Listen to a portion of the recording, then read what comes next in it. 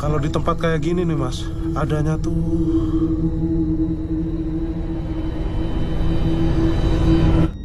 Assalamualaikum warahmatullahi wabarakatuh. Halo, apa kabar semuanya? Kembali lagi kita berjumpa di channel Keramat Misteri. Dan pada video kali ini kita akan membahas alur cerita film horor Indonesia yang berjudul Pocong The Origin. Film ini rilis pada tahun 2019 lalu dan disutradarai oleh Monty Tiwa, sutradara yang juga menggarap film Kafir yang sudah kita review sebelumnya. Dan seperti apa isi cerita dalam film ini selengkapnya? Mari kita simak.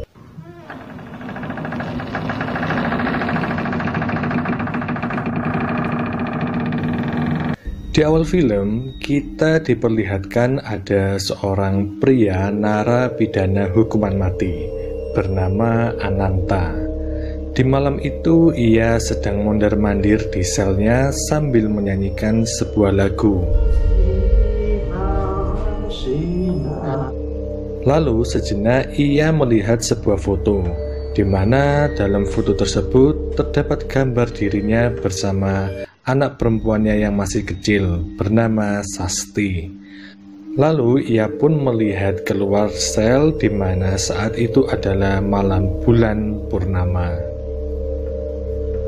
Tak lama kemudian datang seorang penjaga lapas, di mana penjaga lapas tersebut bermaksud untuk menjemput Ananta yang sudah tiba waktunya untuk dieksekusi mati. Ananta pun dibawa oleh beberapa orang menuju tempat eksekusi, dan Ananta masih terus saja bersenandung seperti saat di dalam sel. Singkat cerita, Ananta sudah tiba di tempat eksekusi. Dia sudah diikat di tiang dan Ananta dieksekusi. Sementara itu, di sisi lain terlihat seorang wanita yang sedang bernyanyi di sebuah kafe, yang mana wanita tersebut adalah Sasti, anak dari Ananta.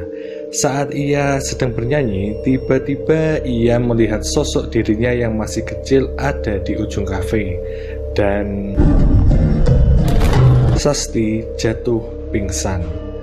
Orang-orang di sekitarnya pun segera menolong Sasti, dan saat Sasti sudah sadar, ia kembali melihat ke ujung ruangan, tapi sosok itu sudah hilang. Saat pulang dari kafe, tiba-tiba Sasti dihampiri oleh seseorang, dan orang tersebut adalah penjaga lapas. Penjaga lapas itu bertanya apa benar ia Sasti, dan jika benar ia ingin mengajak Sasti pergi ke lapas. Sasti sebenarnya ingin menolak, tapi akhirnya Sasti mau ikut dengan penjaga lapas tersebut. Sesampainya di lapas, di pintu gerbang sudah banyak sekali wartawan yang menunggu Sasti dengan maksud untuk bertanya-tanya tentang Ananta. Lalu di dalam lapas, Sasti dipertemukan oleh kepala lapas, dan kepala lapas berkata pada Sasti bahwa kami sudah mengeksekusi Bapak Anda, tapi Bapak Anda tetap tidak mati. Dan Ananta berkata saat seusai dieksekusi bahwa yang bisa membunuhnya hanyalah Sasti, dan kepala lapas ingin agar Sasti yang membunuhnya. Mendengar hal tersebut, tiba-tiba Sasti merasa mual, dan saat ia ada di dekat tangga, ia melihat sosok dirinya yang masih kecil duduk di jendela di ujung tangga tersebut.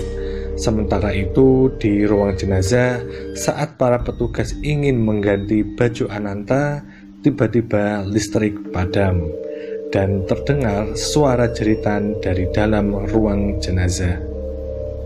Kepala lapas ingin mengecek apa yang terjadi, tapi tiba-tiba Ananta keluar dari kamar jenazah itu dan menghampiri Sasti lalu mencekiknya. Para penjaga berusaha menghentikan Ananta, dan Sasti pun terjatuh di dekat pistol. Lalu Sasti menembak Ananta. Ananta pun jatuh tergeletak, lalu Sasti memeluk mayat ayahnya. Di sini kita diperlihatkan flashback masa kecil Sasti, di mana ia diajari menyanyi oleh ayahnya dan ia juga dibelikan gitar ukulele. Sementara itu, di luar lapas, seorang wartawan yang bernama Jayanti mendengar suara tembakan tersebut.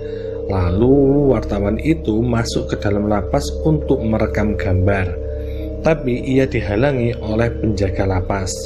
Ia pun mencoba menggali informasi dari penjaga lapas itu, tapi ia malah diusir keluar.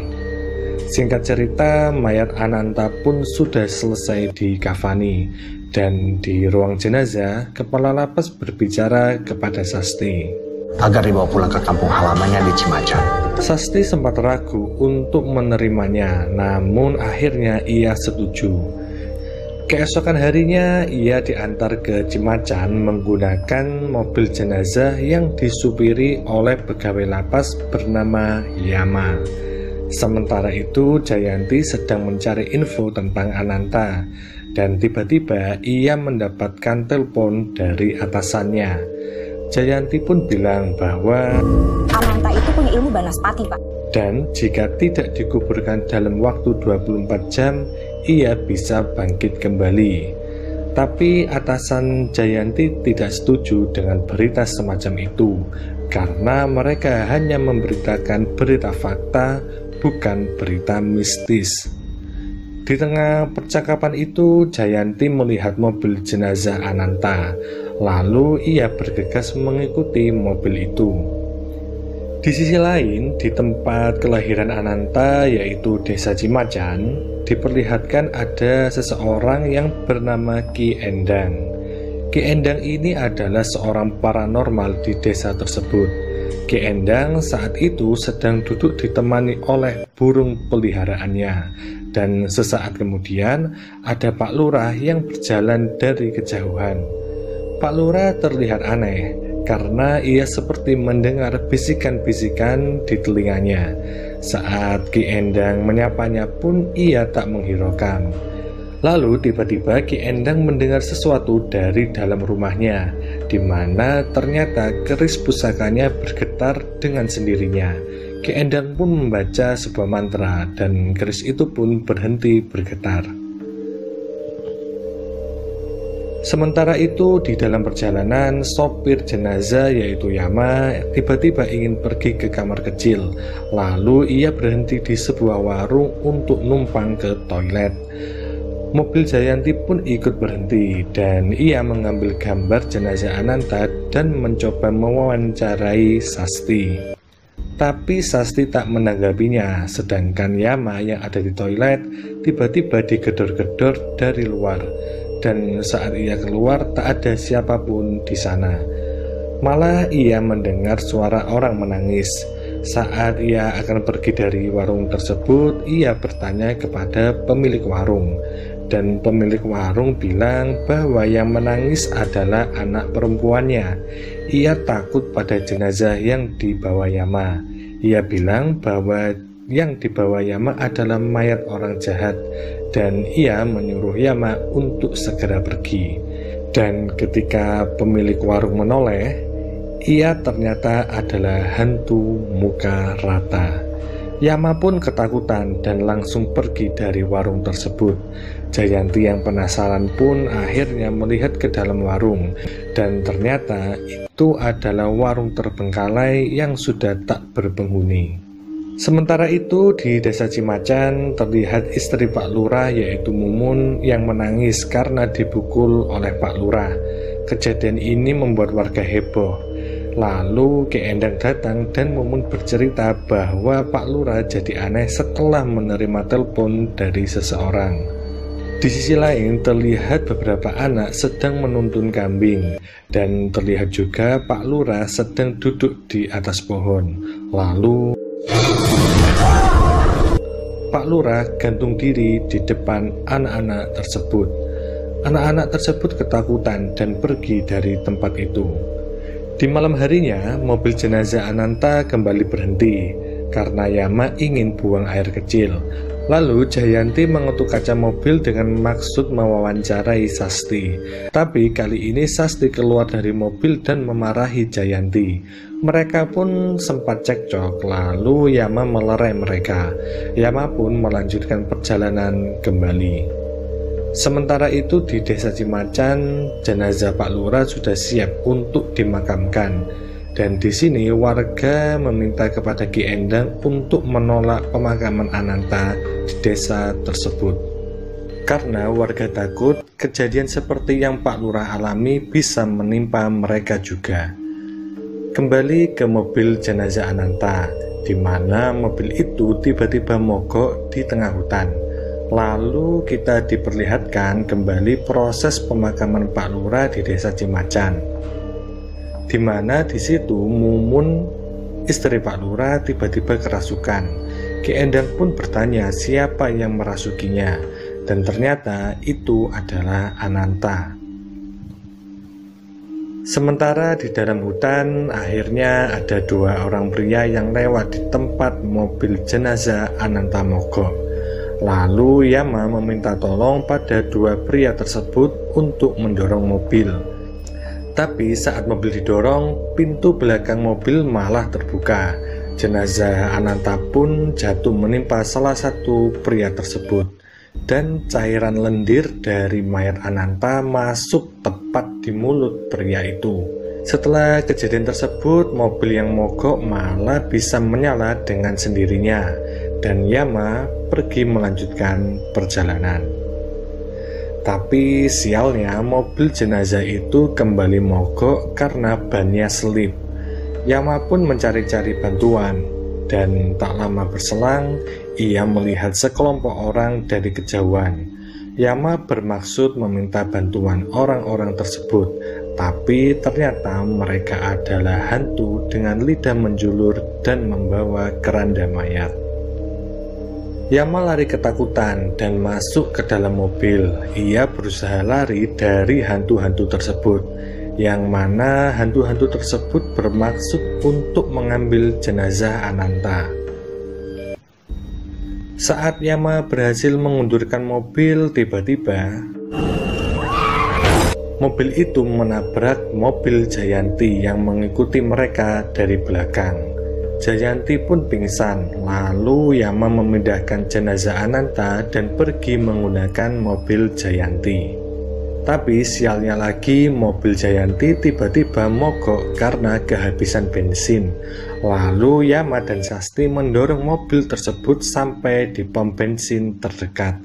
Sasti pun pergi ke toilet, tapi tak lama kemudian Yama mendengar suara teriakan Sasti. Ia lalu menuju sumber teriakan tersebut dan menemukan Sasti yang tergeletak, tapi ternyata itu adalah hantu. Yama lalu kembali ke mobil dan Sasti ternyata sudah ada di dalam mobil. Singkat cerita, mereka sudah sampai di Cimacan. Lalu mereka bertemu dengan Ki Endang, dan ternyata Ki Endang ini adalah kakak dari Ananta. Ki Endang pun menyuruh mereka masuk ke rumahnya. Di dalam rumah, Ki Endang bercerita bagaimana Ananta bisa memiliki ilmu banaspati. Jadi ketika itu Guru Ananta sedang diserang oleh 2 orang misterius menggunakan kujang pusaka. Dan Ananta mampu mengalahkan orang-orang tersebut. Saat sedang sekarat, Guru Ananta memberikan ilmu banaspati kepada Ananta. Mendengar hal tersebut, Jayanti ingin menusukkan kujang pusaka agar Ananta tidak bisa bangkit kembali. Tapi di sini Sasti malah marah dan mereka bertengkar. Dan Jayanti berkata, Bokap lo tuh udah bunuh sahabat gue sama keluarganya. Jadi mungkin itu penyebab Ananta dihukum mati. Tak lama kemudian warga datang untuk membakar jenazah Ananta. Tapi ketika mereka mencari jenazah Ananta di dalam mobil, jenazah itu sudah lenyap.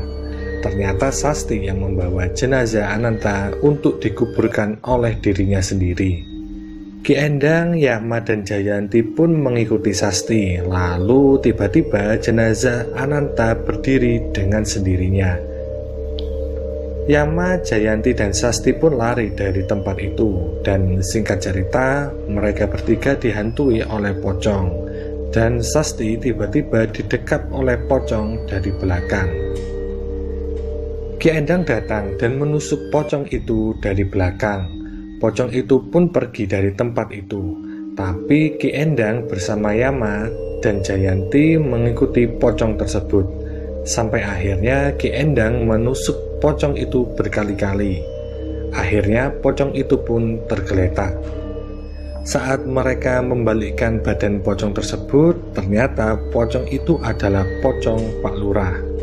Lalu di mana pocong Ananta?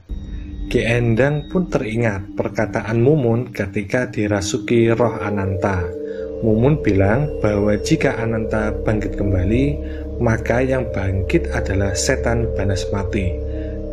Dan untuk membunuhnya tak cukup menggunakan kujang pusaka. Dan ternyata pocong Ananta bersama Sasti yang sedang mengendarai mobil meninggalkan tempat tersebut. Dan film pun selesai. Nah, itu tadi adalah seluruh alur cerita dari film Pocong The Origin. Meskipun ending di film ini terkesan menggantung, tapi jumpscare yang fresh dan berlimpah cukup membuat kita deg-degan sepanjang menontonnya. Dan akhir kata, sampai jumpa di video kami selanjutnya. Wassalamualaikum warahmatullahi wabarakatuh.